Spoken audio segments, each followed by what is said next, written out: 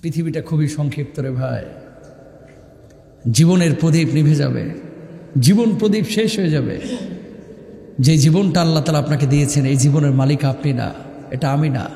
দেখেন, বাপটা মারা গিয়েছে আপনার সামনে, তাকায় রয়েছে ফেলফেলায়, কিভাবে যে রূহটা বাইরে হয়ে গেল টেরও পাইলেন না। একদিন আপনিও মারা যাবেন। মাটা মারা গিয়েছে, আপনার দিকে তাকায় আছে, মা কি যেন বলতে চেয়েছিল, পারে নাই, রূহটা বের হয়ে গেছে, ধরে রাখতে পারেন নাই। কয়দিনের জিন্দেগি? ম্যাক্সিমাম মানুষ এখানে 30 বছরের উপরে বয়স, এভারেজে আর সর্বোচ্চ 20-25 বছর বাঁচবেন এভারেজে। আচ্ছা মানলাম 30 বছর, আচ্ছা মানলাম 40 বছর বাঁচবেন, মানলাম আর 50 বছর বাঁচবেন। 100 বছরের উপরে তার হায়াত পাচ্ছেন না। তার মানে আপনি এই 50টা বছরের জন্য কত ধরনের আচরণ, কত ধরনের ছলতাচুরি, কত ধরনের বাটপারি, কত ধরনের বদমাইশি, কত ধরনের হুঙ্কার, কত ধরনের হুমকি ধুমকি, চাঁদাবাজি, কত কি করতেছেন, কার জন্য করতেছেন? কবরে কিন্তু যাওয়া লাগবে। স্টপ, থামেন, রূহটাকে শুদ্ধ করেন, আত্মাটাকে পরিশুদ্ধ করেন। যতদিন জীবিত থাকবেন আল্লাহর জন্য কাজ করার চেষ্টা করেন। মৃত্যু চলে আসবে ভাই, কার কখন আসবে কেউ জানে না। আমি আজকে বাঁচবো কিনা বিকেলবেলা নিশ্চয়তা নাই, আপনি বাঁচবেন কিনা নিশ্চয়তা নাই।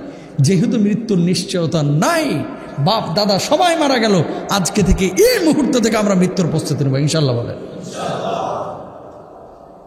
মরতে হবে। তাহলে কি মেসেজটা হচ্ছে? 1 নাম্বার, কখনো পড়াশোনা বলেন, তারপরে দুনিয়াবি কোনো কাজ, দুনিয়ায় বেঁচে থাকতে টাকা পয়সা অবশ্যই প্রয়োজন আছে, টাকা ছাড়া বাঁচতে পারবেন না, কিন্তু ততটুকুই চাইবেন আল্লাহর কাছে যতটুকু আপনার প্রয়োজন। টাকার চাইতে বেশি চাইবেন আল্লাহর কাছে সুস্থতা। আল্লাহ তুমি সুস্থ রাখো, আল্লাহ তুমি সুস্থ রাখো। সুস্থ থাকলেই ইবাদতে মজা আছে, সুস্থ থাকলেই পারিবারিক জীবনে মজা আছে, সুস্থ থাকলেই দুনিয়ার জিন্দেগিতে মজা আছে। অসুস্থ হয়ে যাবেন, কোনো কিছু তো মজা নাই। টাকা থাকবে পকেট ভরা, কিন্তু দুনিয়াকে ভোগ করতে পারবেন না। ছেলে মেয়ে যে দান করেছে আল্লাহ তাআলা, এগুলোকে অ্যাসেট মনে করবেন। এই ছেলে মেয়েগুলোকে, এই যে ছোট ছোট বাচ্চা যারা আছে, আজকে বাপ মা টাকার পেছনে ছুটতে ছুটতে এত ব্যস্ত যে ছেলে মেয়েগুলোকে সময় দিতে পারতেছে না। ছেলে মেয়েগুলোকে যখন আপনি সময় দিতে পারবেন না, এই ছেলে মেয়েগুলো বড় হয়ে নষ্ট হয়ে যাবে। বড় হয়ে ছেলে মেয়ে যদি নষ্ট হয়ে যায়, আপনার চাইতে ব্যর্থ পিতা আর ব্যর্থ মা আর পৃথিবীতে আর কেউ নাই। আবারও বলি, আপনার এই যে সম্পদ, এটা আপনার সন্তান রাখবে কিনা গ্যারান্টি নাই। কিন্তু এই এলাকায় আমি চিনি অনেকেই, আপনারা অনেক পয়সাওয়ালা, এখন হয়তো বা নিজে কিছু করেছেন, ম্যাক্সিমাম বাপের সম্পত্তি বেচে বড় লোক হয়েছেন। হয়তো বা বাপ রেখে গেছিল, অনেকে আছে বাপের ছিল 2 বিঘা, আজকে ব্যবহার করে অনেক শিল্পপতি, অনেক বড় লোক হয়েছেন। ওই বাপটার জন্য এই 2 বিঘা সম্পত্তি যে আপনার জন্য রেখে গেছে, কয়টা টাকা আপনি মসজিদ মাদ্রাসায় দেন, কয়টা দিন আপনি আপনার বাপের জন্য দোয়া করেন, ঠিক আপনার ছেলে মেয়ে আপনার জন্য এমনটাই করবে। আপনি যেমনটা করতেছেন, আপনার ছেলে মেয়ে আপনার জন্য এমনটাই করবে। দরদের ভাইয়েরা আমার, কলিজার টুকরারা আমার, কখনো সম্পদের দিকে এতটা ঝুঁকবেন না। হালাল জীবনযাপন করার চেষ্টা করবেন। আর বাপ মা যতটুকু সম্পদ রেখে গেছে, এই সম্পদটা কৃতজ্ঞতা স্বীকার করবেন, বাপ মার জন্য কিছু করার চেষ্টা করবেন। কিন্তু বাপ মার জন্য না করে অনেক সন্তান আছে শুধু বেচে, বউ নিয়ে একবার থাইল্যান্ডে যায়, একবার চীনে যায়, একবার কক্সবাজার যায়, আর খালি সেলফি তুলে ফেসবুকে ছাড়ে, বউ নিয়ে মাছ মস্তি করতেছে। 5 বছর পরে টাকাও নাই, কিচ্ছু নাই, বাড়ি বেচে এখন নিজে ভিক্ষুকের মতো ঘুরতেছে। এরকম লোক আছে না নাই? আছে। তাহলে সম্পদ এটা আজ আছে কাল নাই, কিন্তু একটা সুসন্তান যদি রাখতে পারেন, এটা ভাই স্থায়ী। কেমন স্থায়ী জানেন? শুনেন, আল্লাহর নবী বলেছেন, ইদা মাতাল ইনসানু ইনকাতা আনহু আমালুহু ইল্লা মিন সালাসাতিন। মানুষ যখন মারা যায়, সব আমলগুলো বন্ধ হয়ে যায়, 3টা আমল তখনও চলমান থাকে। কবরে শুয়ে শুয়ে আপনি সওয়াব পাইতে থাকবেন। 1 নাম্বার, ইল্লা মিন সাদাকাতিন জারিয়াতিন। সদকায়ে জারিয়ার কোনো কাজ যদি করে যান, একটা মসজিদ বানিয়েছেন, একটা মাদ্রাসা বানিয়েছেন, একটা গাছ লাগিয়েছেন মানুষের জন্য, একটা রাস্তা বানিয়েছেন, টিউবওয়েল নির্মাণ করেছেন, পুকুর খনন করেছেন, একটা বাচ্চাকে আপনি পড়াশোনা করিয়ে মানুষ করেছেন। এই বাচ্চাটা, এই এতিমটা, এই ছেলেটা, এই গাছটা, এই মসজিদটা, এই মাদ্রাসাটা, এই রাস্তাটা, যতদিন মানুষ সেটাকে ব্যবহার করবে, কবরে শুয়ে শুয়ে আল্লাহ রাব্বুল আলামিন আপনার আমলনামায় সেই সওয়াবের ব্যবস্থা করে দেবে। আপনি শুয়ে শুয়ে পেতে থাকবেন সওয়াব। আপনি বলবেন যে হুজুর, এমন জায়গায় গাছটা লাগাইছি যে জায়গায় কোনো মানুষ নাই, ফল তো খাইতে পারে না। দেখেন হাদিসের মধ্যে কি আসছে, পশু পাখি কিন্তু অনেক সময় ফল খায়। খায় কি খায় না? এই পশু পাখি যে ফলটা খাচ্ছে, এই পশু পাখির ফল খাওয়ার কারণে আল্লাহ আপনার আমলনামায় সওয়াব রেখে দেবে। একটা থিম শিখিয়ে দিই আপনাদেরকে, সবাই মনে রাখবেন এটা। আপনারা কিন্তু লং ড্রাইভে যান, জার্নিতে যান অনেক সময় গ্রামগঞ্জে বছরে 1-2 বার হলেও তো আপনারা যান ঘুরতে টুরতে। এই যে আম খান, পেয়ারা খান, তারপরে মালটা খান, কমলা খান, বড়ই খান, ফল যেগুলো খান, অনেক ফলের বিচি আছে, লিচু খান, এই বিচিগুলো একটা ড্রামে হোক, একটা বালতিতে হোক, অথবা একটা ডিব্বার মধ্যে হোক জমায় রাখবেন। কেন? এটা এমন একটা ইনভেস্ট, এটা আপনি কল্পনাও করতে পারবেন না। 1000 কোটি টাকা ব্যাংকে রাখার চাইতে এটা উত্তম। আলহামদুলিল্লাহ বলেন।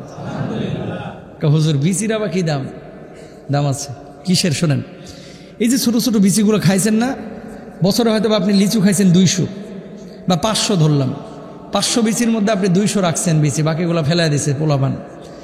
মালটা খাইছেন, এটার বিচি দেখবেন হয়ে গেছে 60টা 70টা। বড়ই খাইছেন, পেয়ারা খাইছেন, সব মিলিয়ে ধরেন 1000 বিচি আপনি জমাইছেন।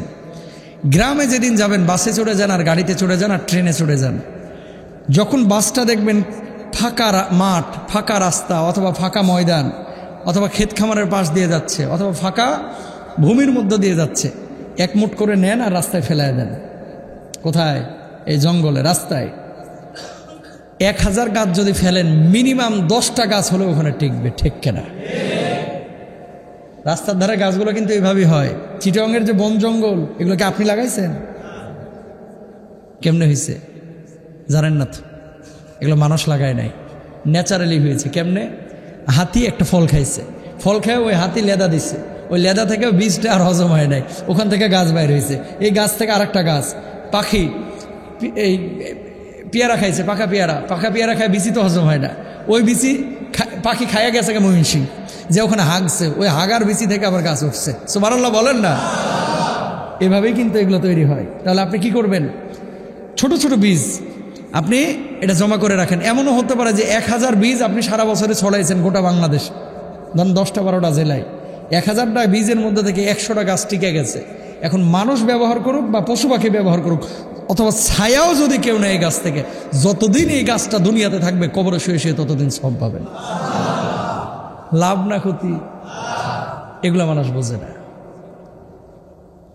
মানুষ আছে গাছ কাটার উস্তাদ, লাগানো নেই, কাটার উস্তাদ। গাছ লাগান। নবীজি বলেছেন এই ধরনের সদকায়ে জারিয়া কেউ যদি করে, কবরে শুয়ে থাকবে, ও যদি 1 কোটি বছরে শুয়ে থাকে, 1 কোটি বছরই সওয়াব পাবে। 2 নম্বর, আও ইলমি ইউনতাফা বিহি, এমন কিছু জ্ঞান আপনি বিতরণ করে গেছেন। এলাকার অনেক মুরব্বী আছে যারা মূর্খ, পড়াশোনা করে নাই, কিন্তু মুখ থেকে এত সুন্দর সুন্দর কথা বাইর হয়, যেই কথাগুলো মানুষ গ্রহণ করে। এই কথার মাধ্যমে এলাকার মধ্যে শান্তি বিরাজমান হয়, এই কথার মাধ্যমে মানুষের উপকার হয়। এই যে উপকারী জ্ঞান পড়াইলেন, লেখলেন, মানুষকে ভালো কথা বলে জ্ঞান দিলেন, এই জ্ঞান অনুযায়ী যতদিন আমল করবে, আপনি কবরে শুয়ে শুয়ে সওয়াব পাইতে থাকবেন। এই যে ইউটিউবাররা ওয়াজ রেকর্ড করতেছে, এদের উদ্দেশ্য যদি ভালো থাকে, এগুলো জান্নাতে যাবে। কিন্তু অনেক ইউটিউবারের উদ্দেশ্য ভালো না, তো খালি উদ্দেশ্য মাল কামানো। আর অনেকের উদ্দেশ্য হচ্ছে দিন প্রচার করা। মাল কামাবি বেটা, মাল কামাবি না কেন? অবশ্যই কামা, কিন্তু উদ্দেশ্যটা হইতে হবে আল্লাহকে খুশি করা। বক্তার উদ্দেশ্য হইতে হবে কারে খুশি করা? আল্লাহর উদ্দেশ্য করা। কমিটির উদ্দেশ্য হইতে হবে কারে খুশি করা? আল্লাহ। মুসল্লির উদ্দেশ্য হবে কারে খুশি করা? আল্লাহকে। যদি উদ্দেশ্য এটা থাকে, তাহলে আল্লাহ রাব্বুল আলামিনের জান্নাতে সে যাবে, এবং এই কাজগুলো সাদাকায়ে জারিয়া উপলক্ষ হিসেবে কাজ করবে ইনশাআল্লাহ। 2 নম্বর গেল। 3 নম্বর, আল্লাহর নবী বলেছেন, ওয়ালাদিন সালিহিন ইয়াদউলা, এমন সুসন্তান যদি দুনিয়ার জিন্দেগিতে কেউ রেখে যায়, যে সুসন্তান বাপ মার জন্য দোয়া করেছে, বাপ মা মারা গিয়েছে, দোয়া করেছে, রব্বির হামহুমা কামা রব্বায়ানি সগীরা। আল্লাহু আকবার বলেন। আল্লাহ, আমার বাপ মা আমার যেভাবে লালন পালন করেছে, তুমি সেইভাবে লালন পালন করো। আপনার ছোট্ট কাল, আপনার যে বাল্যকাল, এই বাল্যকালে আপনার বাপ মা অনেক কষ্ট করেছে ভাই, অনেক কষ্ট, অবর্ণনীয় কষ্ট করেছে আপনার মা আপনার জন্য, আপনার বাপ আপনার জন্য। অধিকাংশ বাপ মা আজকে যারা আপনারা বাবা হয়েছেন, বাপ না হলে বাপের কদর বোঝা যায় না, মা না হলে মায়ের কদর বোঝা যায় না। আজকে বুঝতে পারছেন যে আমার বাপ আমার জন্য কত কষ্ট করেছে, অথচ বাপটা আজকে কবরে শুয়ে আছে। এই বুঝটা আরো 10 বছর আগে হইলে ভালো হইতো, ঠিক কিনা? অধিকাংশ মানুষের দুঃখের সময়গুলো বাপ দেখে যায়, মা দেখে যায়, সুখের সময়গুলো বাপ মা দেখতে পায় না। কত রাত মাকে ঘুমাইতে দেন নাই, কত দিন মাকে ঘুমাইতে দেন নাই, কত রাত বাপ মাকে কষ্ট দিয়েছেন, আজকে সেই বাপ মা কবরে। আল্লাহর নবী বলছে কোনো সুসন্তান যদি বাবা মার জন্য আল্লাহর কাছে দোয়া করে, আল্লাহ আমার বাপ মাকে তুমি মাফ করে দাও, আল্লাহ ছোটোবেলায় আমারে যেমন কোলে পিঠে করে মানুষ করেছে, তুমি আমার বাপ মাকে কবরের জিন্দেগিতে এরকম একটা সিচুয়েশন, একটা পরিস্থিতিতে রাখো, জান্নাতি পরিবেশে রাখো। আল্লাহর নবী বলছেন কোনো সুসন্তান সৎ কাজ করে ইবাদত বন্দেগী করে বাপ মার জন্য এভাবে দোয়া করলে আল্লাহ রাব্বুল আলামিন ওই সন্তানের দোয়া কবুল করেন, গ্যারেন্টি আছে। আল্লাহু আকবার বলা। হুজুর দোয়া করলে কবুল আছে কিনা গ্যারেন্টি নাই, পিসাব দোয়া করলে কবুল হবে কিনা গ্যারেন্টি নাই, এই কমিটি, এই সভাপতি, মুয়াজ্জিন, ইমাম দোয়া করলে, খতিব দোয়া করলে কবুল হতেও পারে, নাও পারে, গ্যারেন্টি দেওয়া যাবে না। কারণ আল্লাহর ইচ্ছা, কবুল করতেও পারে নাও করতে পারে। গ্যারেন্টি আছে বাপ মা যদি সন্তানের জন্য দোয়া করে, সন্তান যদি বাপ মার জন্য দোয়া করে, যদি সৎ হয়, আল্লাহ রাব্বুল আলামিন ওই দোয়া কবুল করেই করে। আল্লাহু আকবার। সুসন্তান রাখেন। বাচ্চা কাচ্চা বড় দামি সম্পদ, এগুলোর পিছনে বেশি সময় দিবেন ইনশাআল্লাহ। বলেন, আরো জোরে বলেন। আসসালামু